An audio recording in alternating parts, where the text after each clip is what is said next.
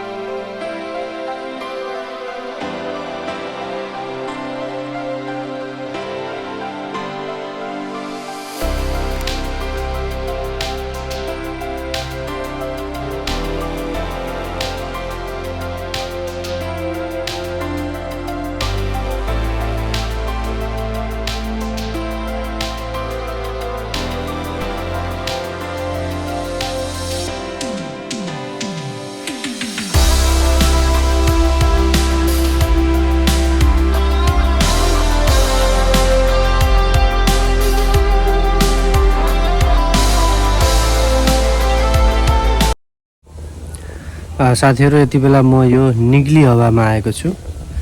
यो निग्ली हवा यो शाक्यमुनि बुद्ध भन्दा अगाडिका बुद्ध कनकमुनि बुद्ध जन्मिएको रहेको भनेर यो निग्ली हवालाई चिनिन्छ। र यो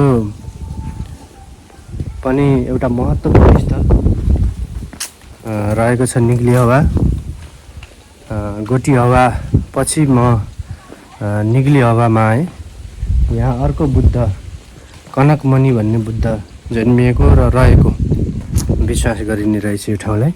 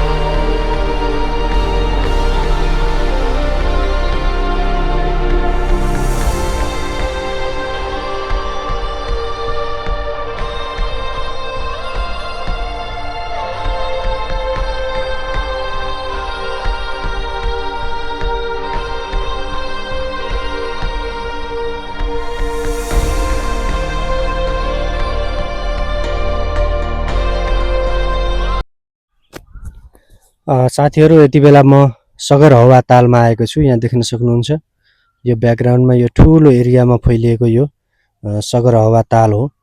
यो चाहिँ कोसलका राजा विरुद्धकले यो कपिलवस्तु आक्रमण गर्दाखेरि मरेका शाक्यहरू को लासलाई ल्याएर यहाँ चिहान बनाइएको ठाउँ, फालिएको ठाउँ भनिन्छ।